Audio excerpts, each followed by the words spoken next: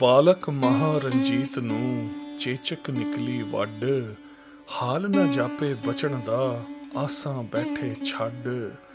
ਸਿਰ ਸਾਈਂ ਹੱਥ ਰੱਖਿਆ ਰਾਜ਼ੀ ਹੋਇਆ ਬਾਲ, ਉੱਠਿਆ ਰਤੀ ਨਾ ਤੜਕਿਆ ਦਾਰੂ ਦਰਮਲ ਨਾਲ। ਅੱਖ ਇੱਕ ਮਾਰੀ ਸੀਤਲਾ ਬੁਝ ਗਈ ਜਗਦੀ ਜੋਤ, ਮੂੰਹ ਤੇ ਕਈ ਨਿਸ਼ਾਨ ਪਏ ਚੇਚਕ ਚੁੰਡੀਆਂ ਖੋਤ। ਦੂਜੀ ਅੱਖ ਦੀ ਤੱਕਣੀ ਵੀ ਬਹਾਲੀ ਨਾ ਸੂਤ, ਪਰ ਅੰਦਰ ਕੋਈ ਅਕਲ ਦੀ ਪ੍ਰਗਟ ਹੋ ਪਈ ਕੂਤ।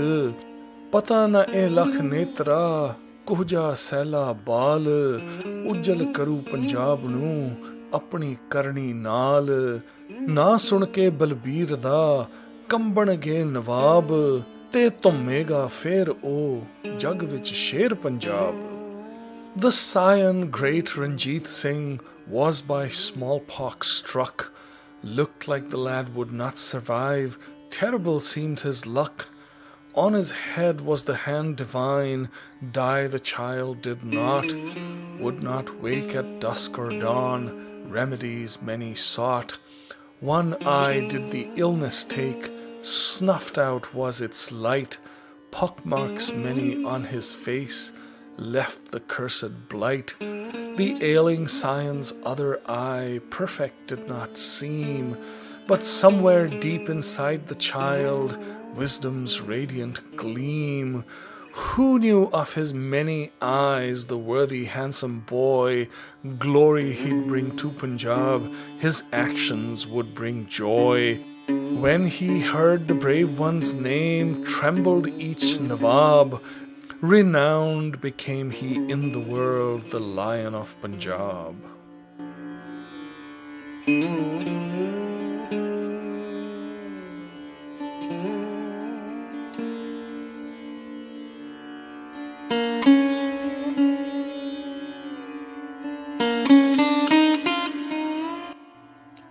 Welcome to the third episode of The Rise and Fall of the Sikh Empire. I'm host Ben Gutman. In this episode, the rivalry between the Kanhayas and the Shukerchakias takes an unexpected turn after the young Ranjit Singh falls ill. In a masterstroke of diplomacy, Sada Kaur, widowed in the great battle between the Kanhayas and the Shukerchakias, offers the hand of her daughter, Mehtab Kaur, to Maha Singh for Ranjit Singh. Ghulam Qadir, whose grandfather Najib Khan Rohilla was the virtual ruler of Delhi for a decade and the paymaster of the Mughal army, threatens the Emperor Shah Alam, trying to reclaim his grandfather's titles and position. The Emperor turns to Begum Samru, the widow of the European mercenary Walter Reinhard Sombre, and the ruler of the state of Sardhana.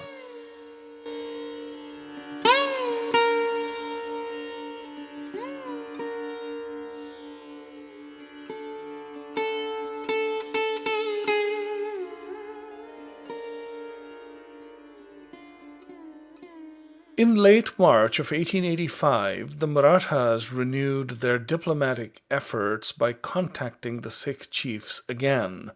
Ambaji Ingle, with the help of Maharao Pratap Singh of Alwar, a Maratha ally, reached out to Sardar Baghel Singh, reiterating the previous offer. The Marathas would join hands with the Sikhs to expel the, quote, Turks, and together they would conquer new territories in Awadh, Jaipur, and Marwar. After protracted negotiations held at Bakhtwarpur, close to Delhi, a set of terms was agreed upon between the Marathas and the Sikhs. The Maratha representative was Ambaji Ingle. The Sikh representatives included Sardar Baghel Singh, Sardar Karam Singh, Sardar Mohar Singh, and Sardar Dalcha Singh. The Sikhs and the Marathas would pledge to have common friends and enemies with no differences between them. The Sikhs would suspend their raids and collection of Rakhi in territories controlled by Madhaji Scindia, and in return receive a third of the wealth generated by joint expeditions. that would be undertaken with the Marathas on either side of the Yamuna against both Hindu and Muslim states. The Sikhs would contribute a force of 5,000 horse to the Marathas and in return would receive expenses and a jagir or land grant that would yield 1,000,000 rupees per annum. The Sikhs and Marathas would jointly put down disturbances caused by their mutual enemies. Lieutenant James Anderson, who was the British resident at Madhaji's court, was kept abreast of these developments. Along with Major Palmer, the British resident at the court of Awadh, and Colonel Cumming, the ranking British officer on the Awadh frontier, Anderson was instructed by the British government at Calcutta to do everything to nullify the treaty, for a Maratha-Sikh alliance was seen as a significant threat to their designs. Anderson pushed hard at Madhaji, suggesting that the notion of joint Sikh-Maratha military operations undertaken on both sides of the Yamuna was threatening to British interests. Madhaji Scindia reiterated his commitment to maintaining friendly relations with the British and said that his treaty with the Sikhs had two main purposes. One was to protect his northern territory from their depredations, and the other was to use them against the Rajas of Jaipur and Marwar, vassals who had stopped paying their dues to him. He said that they had been seeking an understanding with the Sikhs as well, and his treaty with the Sikhs had preempted a dangerous alliance from forming. When Sardar Dalcha Singh arrived at Madhaji Scindia's camp to formalize the treaty, much to his surprise, he was presented with new terms. The original offer of a jagir worth 1,000,000 rupees had been amended. Now, in exchange for giving up their income from raids and rakhi, the Sikh chiefs would be allowed to keep 100% of whatever was realized by campaigns against other Sikh chiefs around Karnal that they were at odds with. Since Madhaji did not claim any percentage of these proceeds, he deemed it sufficient compensation for the withdrawal of the jagir. The offer of new conquests had been withdrawn, and instead the Sikhs were expressly forbidden from attacking the territories of either Awadh or the British. If any Sikh cavalrymen were summoned to serve in the Maratha force, before they had established their lands around Karnal, compensation of half a rupee per day would be offered. When Dalcha Singh refused to sign, he was detained, until he had no choice but to capitulate. Angered by Madhaji's reneging on the original agreement and the shabby treatment he received at the Maratha camp, Dalcha Singh sent an agent to James Anderson immediately with a message. The Sikhs were aghast at Madhaji's treachery and had no intention of honoring the agreement that they had been coerced into signing. If the British were interested in an alliance, the agent would immediately get letters from other important Sikh chiefs to get the process in motion. Anderson responded diplomatically, saying that while the British were allied with Madhaji Scindia, he could assure the Sikh chiefs that the British would never join the Marathas in a conflict with them if one arose. Sardar Baghel Singh also wrote to Colonel Cumming indicating that the Sikhs desired an alliance with the British.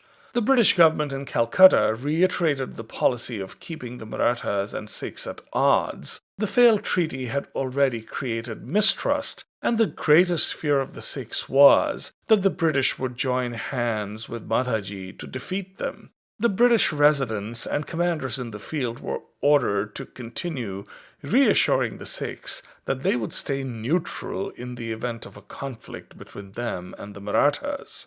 The course of Indian history could have changed if the Sikh chiefs had successfully created an alliance with either the Marathas or the British. Unfortunately, both of these endeavors ended in failure.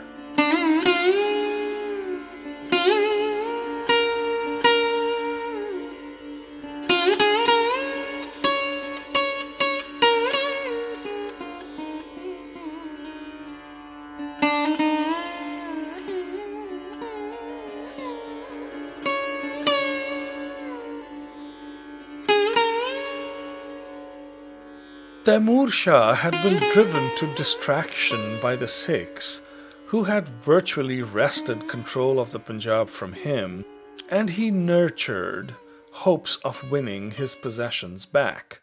He had reached out to both the Maratha Peshwa as well as the then British Governor-General Warren Hastings, acutely aware that he needed allies in India to take on the Sikhs.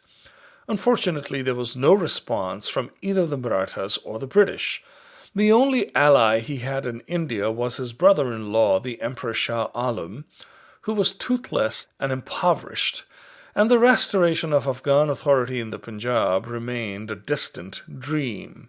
As if that were not enough, a new rebellion had broken out in his most prized Indian province. Kashmir, beloved of both the Mughals and the Afghans, had been governed by one of Taimur Shah's generals, Haji Karimdad Khan, a harsh and unpopular ruler. Upon his passing, his 18-year-old son Azad Khan had seized the province, and after accepting the overlordship of Taimur Shah, had been officially appointed governor. The young man, foolhardy but brave, had waged successful campaigns against his neighbors in Kishtwar and Poonch, forcing them to pay tribute. His head swollen by his military successes, he declared that he would no longer pay tribute to Kabul and instead declared his allegiance to the Sultan of the distant Ottoman Empire. Even though Taimur Shah was painfully aware that he was no military genius like his late father Ahmad Shah Abdali, he had felt that the loss of Kashmir to a young upstart was too painful to stomach, and he left Kabul and set up camp in Peshawar. He sent his oldest son, Prince Humayun, at the head of 20,000 men to Attock. Word of the prince's march to the Indus spread like wildfire, and panic set in as far away as Delhi, as the citizens, fearful of the prospect of a new Afghan invasion, started to leave the city with their valuables. Azad Khan, determined to resist, hired 3,000 Sikhs to bolster his forces and started preparing for war. Taimur Shah, convinced that the Sikh Sardars who ruled the lands between Attock and Kashmir would oppose the prince, asked him to halt at Hasan Abdal. He sent an army under the command of Murtaza Khan and Zaman Khan, also sons of Haji Karimdad Khan, to bring their rebellious younger brother to heel, but they were defeated and were forced to limp back to Peshawar. As the Kashmir campaign was heating up, Taimur Shah received good news. His favorite Yusufzai queen, the mother of the Prince Shah Zaman, had delivered a healthy baby boy. The Afghan king decided to name his newborn son Shuja al-Mulk.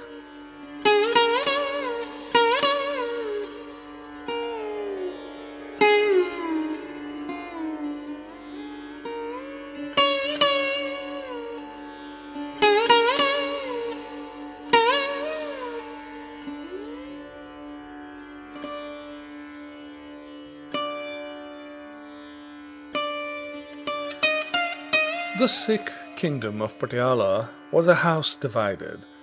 On the throne sat the 12-year-old Sahib Singh, the son of the late Raja Amar Singh.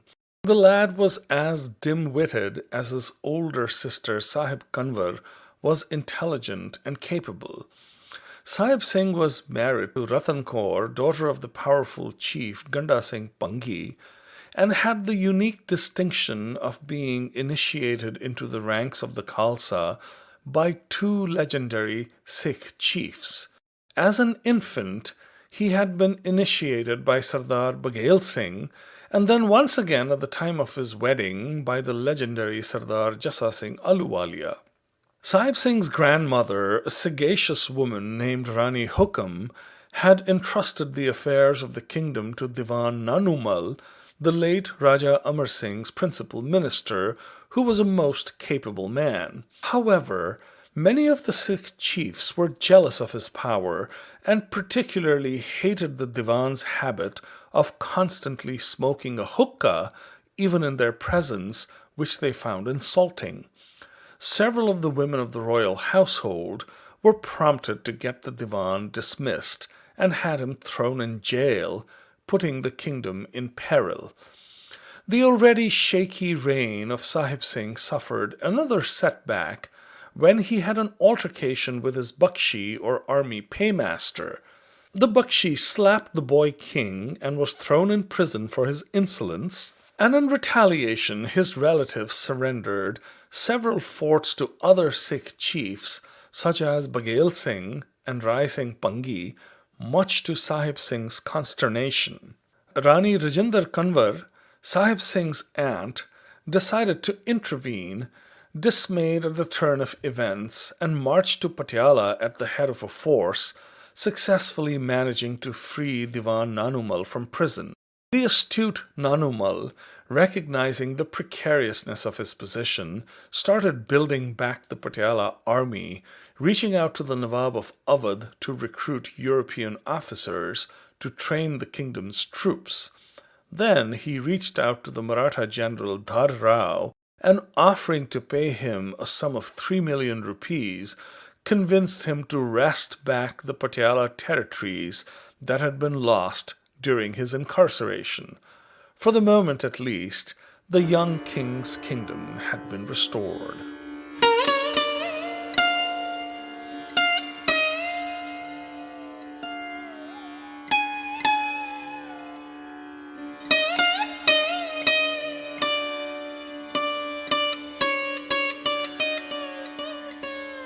Sardar Jai Singh Kanhaiya had two other sons, Nidhan Singh, based at Hajipur, and Bhag Singh, based at Sohiya. Neither of them were as capable as their deceased older brother, and consequently the power of Sada Kaur in the Kanhaiya Misl started increasing, as her aged father-in-law started relying on her more and more. As Sardar Jai Singh Kanhaiya continued his war of attrition against Raja Sansar Chand, she started spending more time in the saddle, joining the Kanhaiya forces whenever they marched into battle. The loss of a husband had left a great void, but her energies were now devoted to securing her daughter's future.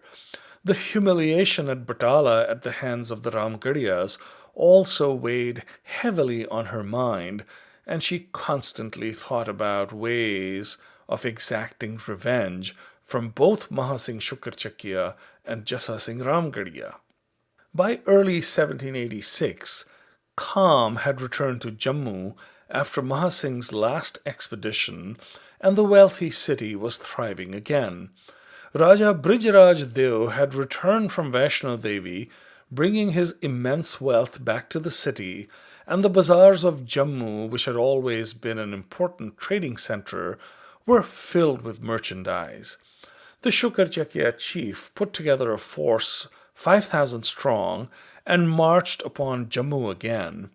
Ignoring the protests of his wife, Raj Kaur, he decided to take his 6-year-old son Ranjit Singh on the campaign as well. The campaign was an unmitigated success. The Sikhs looted the royal treasury and the armory, leaving with more than 10 million rupees in plunder. The kings and chiefs of the surrounding territories submitted to Maha Singh and paid rich tribute in order to avoid Jammu's fate. And then, just as things were going marvelously well for the Shukerchakias, disaster struck. At the camp in Jammu, the Shukerchakia princeling fell ill. He developed a high fever and started vomiting. Soon he developed a rash, and in a couple of days his body was covered with pustules. "Mata," whispered the boy's attendants, fearfully, for that was how smallpox was referred to. "He has been possessed by Sitala Devi," they said to Maha Singh Shukerchakia, who was beside himself with worry. The first thing that Maha Singh did was send for his wife Raj Kaur urgently, and then he started casting about for remedies. When he was told that none were known, he started to despair. When one of his munshis or clerks, a Hindu, suggested that they take the boy to Ramnagar, where there was an ancient temple dedicated to Mata Sitala Devi, who was said to cure disease, he hesitated only momentarily. The Shukerchakia camp was moved to Ramnagar, and a desperate Maha Singh started to give away massive amounts of money to Brahmins and other holy men in the hope that their blessings might cure his son. Akhand Paths, complete readings of the Sikh scripture, the Guru Granth Sahib, were organized. Large offerings were made at the Sitala Devi temple, and Muslim clerics were summoned to read the Quran. The boy's mother had arrived, and she tended to him day and night, weeping constantly as he would not open his eyes. When the Munshi suggested that propitiating the goddess Durga might be a good idea as well, Raj Kaur decided to make the long trek to Jwalamukhi, the site of a famous temple dedicated to the goddess.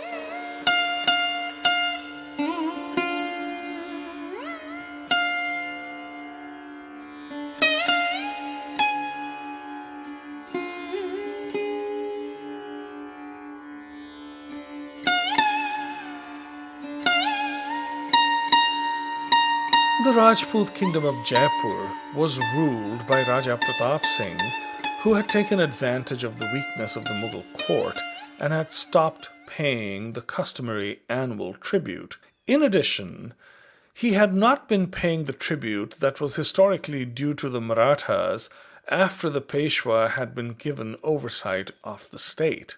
Madhaji Scindia, in his new role as the emperor's regent, demanded that all the dues be paid forthwith, but Raja Pratap Singh flatly refused, allying himself with the Raja of Marwar and the rebel Mughal commander of Agra, Muhammad Beg Hamadani, who was bitterly opposed to Madhaji. In order to bring him to heel, Madhaji marched out of Delhi with the emperor himself in tow and set up camp a few miles south of Jaipur, sending an emissary to the king with a demand of 30 million rupees. A chastened Pratap Singh negotiated the amount down to 6 million rupees, but when Madhaji found that the king lacked the means to make even the lower payment, he sent his forces into Jaipur to extort the amount from the wealthy merchants and bankers of the city. As the triumphant Madhaji and Shah Alam left Jaipur, Pratap Singh swore revenge and started casting about for more allies. The first court that his agents visited was Jodhpur, which was ruled by Raja Bijay Singh, a sworn enemy of the Marathas. Meanwhile, in Kashmir, Azad Khan had become even more belligerent, encouraged by his success during the first Afghan attack on Kashmir. Rumors had started flying that he intended to attack Kabul and depose Taimur Shah, which prompted the Afghan king to take decisive action. Taimur Shah deputed his military commander Madad Khan Ishaq Zai with his trusted advisor Pende Khan to march upon Kashmir at the head of a force 50,000 strong. Azad Khan was defeated in a fiercely contested battle at Kushipura, and he fled to Poonch, where he took his own life. His corpse was thrown to the dogs, and a ransom of 200,000 rupees was exacted from his mother. One of his wives was taken into Taimur Shah's harem. The rebel had been punished. Kashmir was back in Taimur Shah's hands, and Kabul's authority had been re-established. The ambitious Maha Singh, sensing an opportunity, called upon Prince Humayun at Hassan Abdal and offered to administer Kashmir for the Afghans, promising tribute and easy passage to Delhi. Raja Bijay Singh of Jodhpur also sent a messenger to Taimur Shah asking for his help to oust the Marathas from Delhi, offering passage through Multan, Bahawalpur and Bikaner if the Sikhs blocked the Afghans' path. He also offered to rally the Rajput kingdoms to march with the Afghans to destroy the Marathas. Taimur Shah turned down both offers as he was eager to return to Kabul, for there had been rumblings that Shah Murad of Balkh was preparing to raid his kingdom.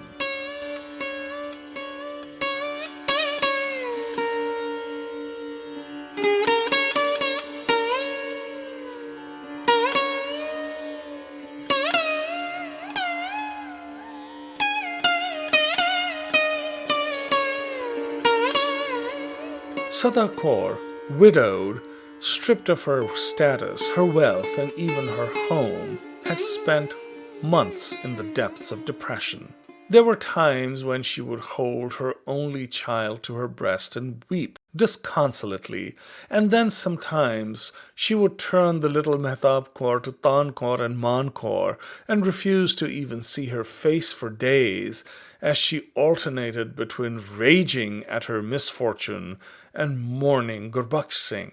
Even though her attendants tried to keep the news from her, she learned of Maha Singh's continued successes and the further humbling of her proud father-in-law, Sardar Jai Singh Kanhaiya. Inevitably, her anger turned into resignation, and both her keen intelligence and her maternal instincts started to assert themselves. Her beloved husband was gone, and the back of Kanhaiya power had been irrevocably broken. What was to become of her daughter, the only kin she had left? She had neither the power to protect her, nor the wealth and status that would guarantee her future. And then an idea entered her mind. But convinced that her father-in-law, whose bitterness at the Shukerchakias exceeded even hers, she decided to hold it close to her chest.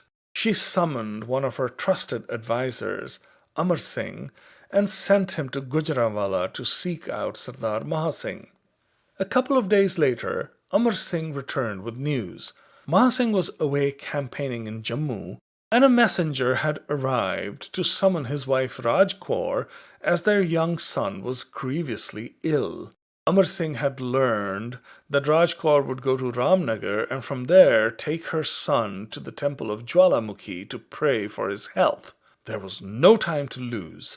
Entrusting her child to Tan Kaur and Man Kaur, Sada Kaur sent for a horse, and with a small cavalry detachment, she rode north. Conflicting emotions surged through her mind as she neared Jwalamukhi, and she was not sure how she would react when she came face to face with Raj Kaur. She had been her friend, but she could not forget her haughtiness when she had come to see the newborn Mehtab Kaur. Besides, her husband was in large part to blame for her devastation, but she had come with a purpose in mind, and she would have to cast her anger aside. Sada Kaur's bitterness evaporated in an instant when Raj Kaur ran into her arms, sobbing uncontrollably the second she laid eyes on her. "He will die, Sada Kaur," she wept, gasping for breath as tears streamed down her cheeks. For the next few days, Sada Kaur, her rancor forgotten, tended to the sick boy with Raj Kaur and earnestly prayed for him as if he had been her own son. The fever broke after 21 days, and the boy was bathed as prayers of thanksgiving were offered. Much to the sorrow of his parents, the lad had lost one eye to smallpox, and his face would forever be scarred. However, the heir to the Shukerchakia fiefdom had survived. When Sada Kaur approached her friend and asked her for her son Ranjit Singh's hand for her daughter Mehtab Kaur, Raj Kaur was beside herself with joy, but she told Sada Kaur that she would need to consult her husband. Maha Singh saw the alliance as an opportunity for rapprochement with the Kanhaiyas, who, despite their reduced circumstances, still wielded considerable power and were greatly respected.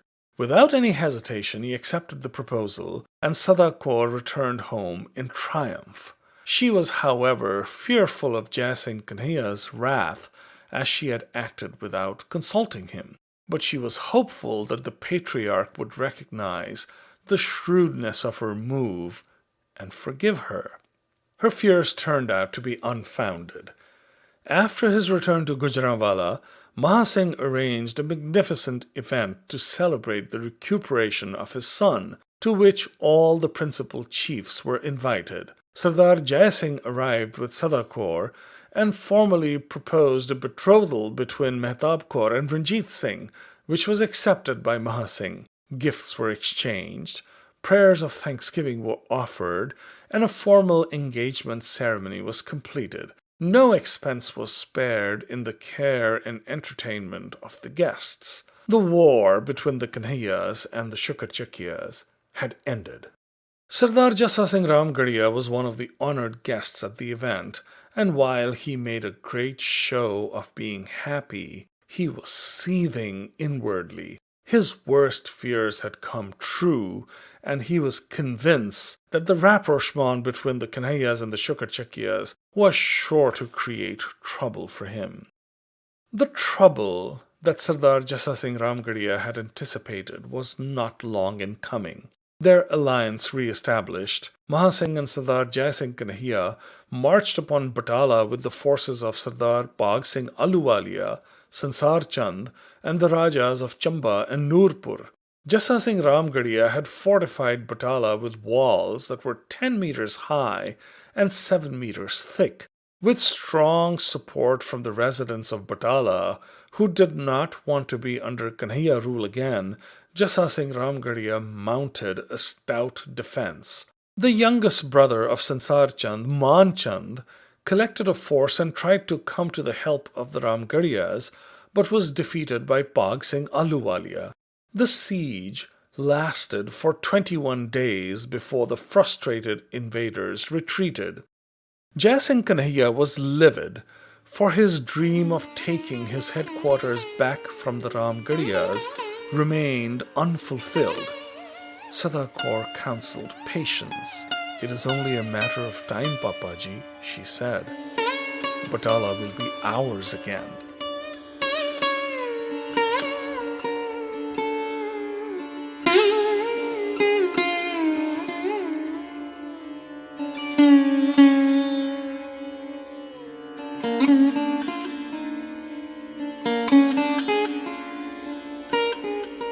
Farzana, or Begum Samru as she was better known, was in her mid-30s.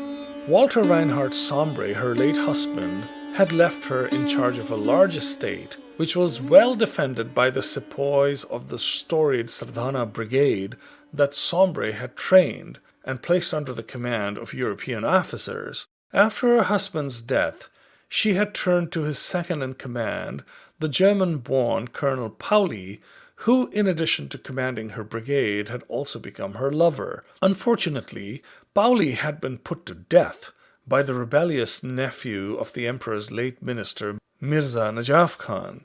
In early 1887, a tall and handsome Irishman arrived at Sardhana seeking employment and was appointed a junior commander. It was George Thomas, the soldier of fortune who had started a career in the south a few years earlier.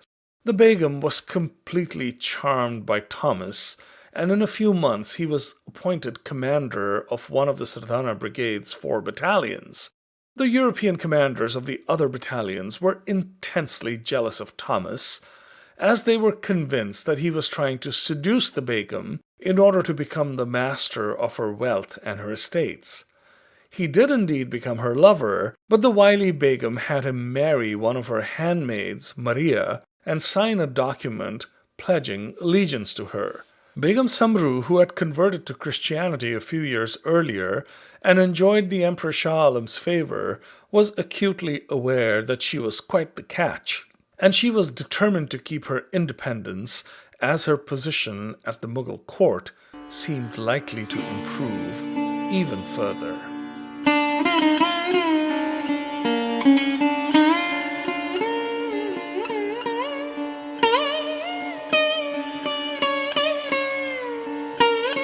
In early 1887, Madaji Scindia dispatched his general Ambaji Ingle to Karnal in order to control the Sikh raids on the emperor's crown lands that he was obliged to protect.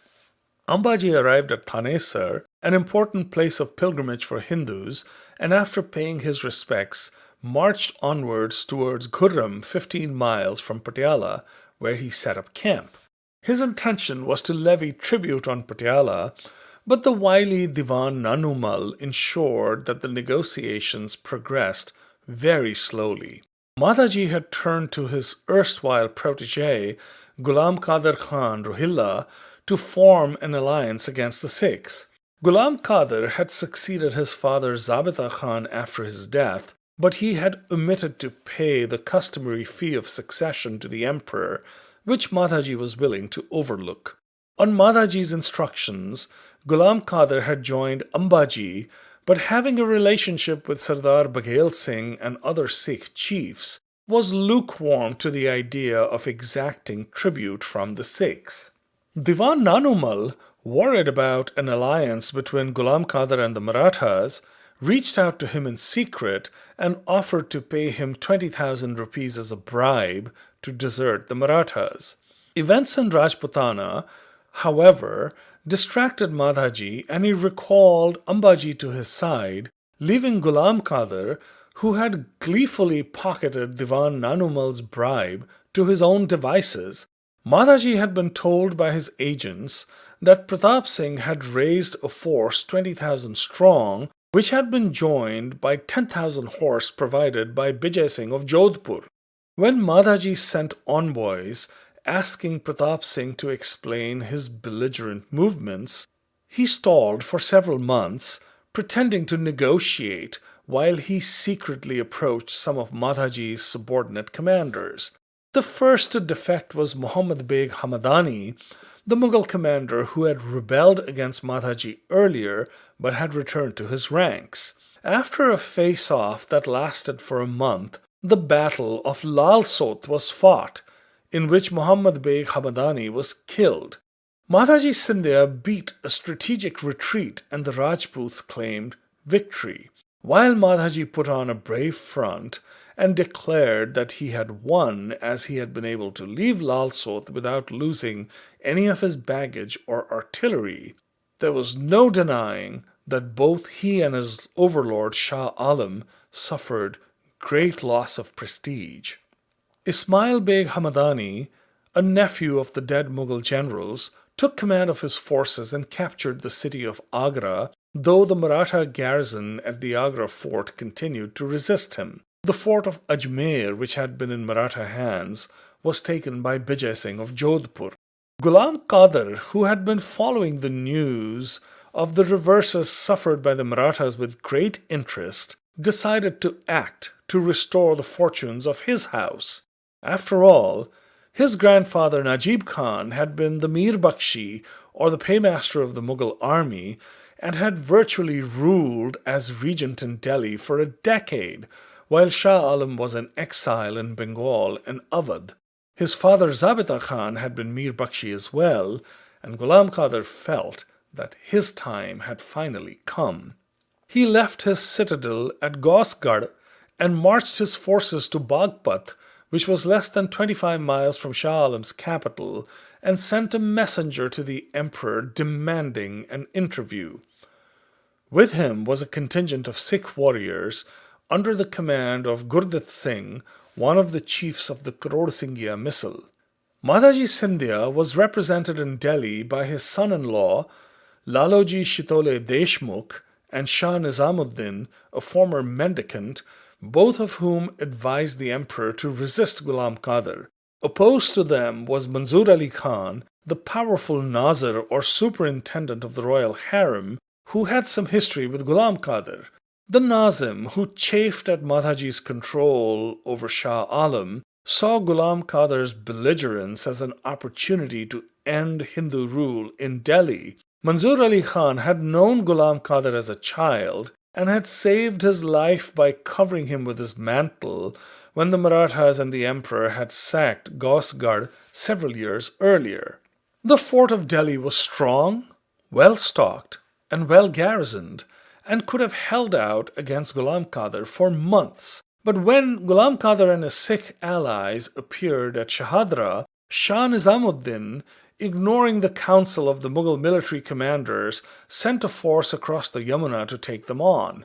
The small attacking force, consisting mostly of raw recruits, was routed, and even the seasoned detachment of Maratha horse that had also been sent to the east bank of the Yamuna surrendered to Ghulam Qadir. Several other Sikh chiefs, leading a contingent of cavalry, had also joined Ghulam Qadir by then. The desperate emperor started furiously casting about for allies, and one of the first he turned to was his favorite, Begum Samru, who he summoned to the capital. When he was advised of the Sikh presence in Ghulam Qadir's ranks, Shah Alam started sending letters to Sikh chiefs asking for their support, and also sent Rodmal, Sardar Baghel Singh's agent at royal court, back to his master with a message. Shah Alam had a lot of respect for Baghel Singh, who had spent several months in Delhi a decade earlier, managing the security of the capital as he built gurdwaras in the city. The emperor told the agent to inform Baghel Singh that he had been appointed the court's agent in charge of all of Ghulam Qadir's estates and commanded him to take control of them immediately. Rodmal obtained a royal decree confirming the grant of Ghulam Qadir's territories to Baghel Singh and sent word to his master. Shah Nizamuddin and Ladoji Deshmukh abandoned the city at night and were set upon by a mob that relieved them of the bulk of their possessions. On August 26, Ghulam Qadir was presented to the emperor by Manzoor Ali Khan. With the full support of the Nazim, Ghulam Qadir demanded the post of Mir Bakshi and the oversight of the imperial administration. In return, he offered to recapture Agra and the surrounding territories controlled by the Jats, districts that had traditionally been awarded as a revenue source to the Mir Bakshi. The helpless emperor was forced to agree, and on September 5th, Ghulam Qadir rode into Delhi with 2,000 men and established control over the capital. He was invested with the titles, robes, and seal of office of Mir Bakshi. He was also issued documents that confirmed his right to the crown lands that he had demanded. Both Sardar Baghel Singh and Begum Samru arrived in Delhi, giving the emperor some hope of escaping the clutches of Ghulam Qadir. The wily Rohilla chief, however, managed to convince Baghel Singh to form an alliance with him instead, pointing out that the award of his territories to the Sikh chief had been an empty gesture and was now completely irrelevant because of his elevation to Mir Bakshi. Begum Samru had arrived in Delhi to defend the royal fort with 85 guns and 4 battalions of well-trained sepoys. 3 of them were led by French officers, and the 4th was commanded by her new recruit, the Irishman George Thomas. When Ghulam Qadir tried to win her over to his side as well, she haughtily refused, declaring that she had no intention of taking orders from the new Mir Bakshi, much to his chagrin. The rest of the month was spent in wrangling and jockeying for position as Ghulam Qadir and Begum Samru eyed each other warily. Sardar Bhanga Singh of Thanesar joined the ranks of the emperor's supporters with his men and helped bolster Begum Samru's defense of the capital. Ghulam Qadir crossed back to the east side of the Yamuna to avoid an open confrontation with the Begum, and a standoff began. Angered by Shah Alam's mild attempts to assert his independence by asking Begum Samru and Bhanga Singh to defend Delhi, Ghulam Qadir lost his patience and in early October started shelling the fort of Delhi from the east bank of the Yamuna. The petrified emperor had appealed to the Rajputs for help and had also drafted a letter to Madhaji Scindia asking him to return to relieve Delhi. But Manzoor Ali Khan frightened him, saying that the return of the Marathas to Delhi would only serve to make Ghulam Qadir even angrier. Ambaji Ingle had been sent to Delhi after Madhaji got word that Ghulam Qadir had usurped his office and his titles, but he was confused when he was told to leave without any orders from the terrified emperor. Manzoor Ali Khan, who had completely become Ghulam Qadir's instrument, persuaded the emperor to pardon him for the shelling of Delhi. Several weeks later, the emperor's hopes were completely dashed when Madhaji Scindia suffered a military defeat at the hands of Ismail Beg Hamadani and was driven beyond the Chambal River. Delhi was now at the mercy of Ghulam Qadir.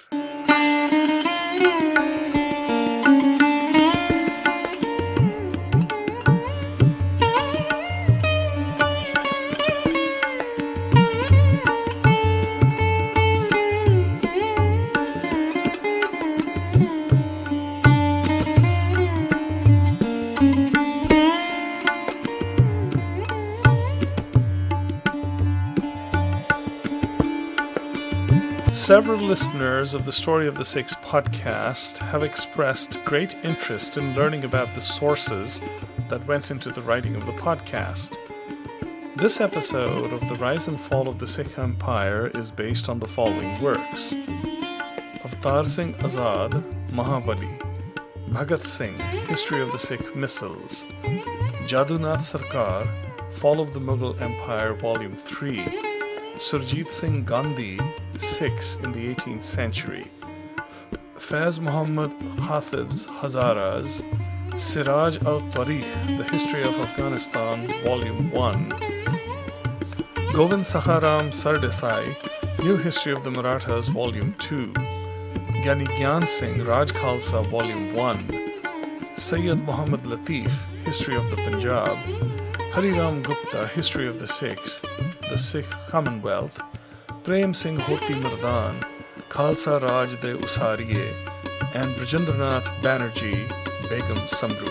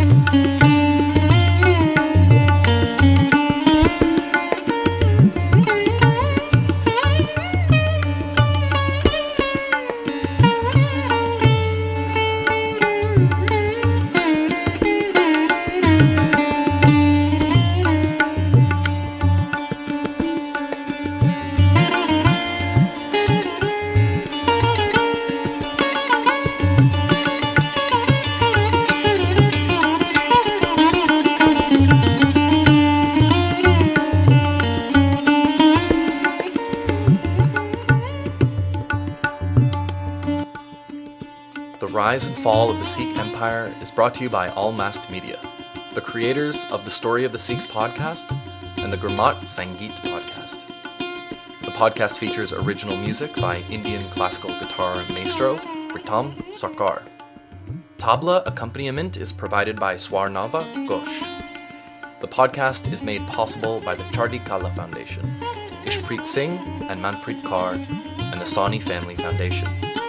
It is written and narrated by Sarpreet Singh, author of The Camel Merchant of Philadelphia, The Night of the Restless Spirits, The Story of the Sikhs, and Kultar's Mine. To introduce myself briefly, I'm a Boston-based actor who was introduced to the Sikh world a few years ago when I toured extensively with Kultar's Mine, an immersive theatrical production that tells the story of the anti-Sikh violence of 1984. I am delighted to be involved in the retelling of this fabulous tale. I'm host Ben Gutman. Thank you for joining us.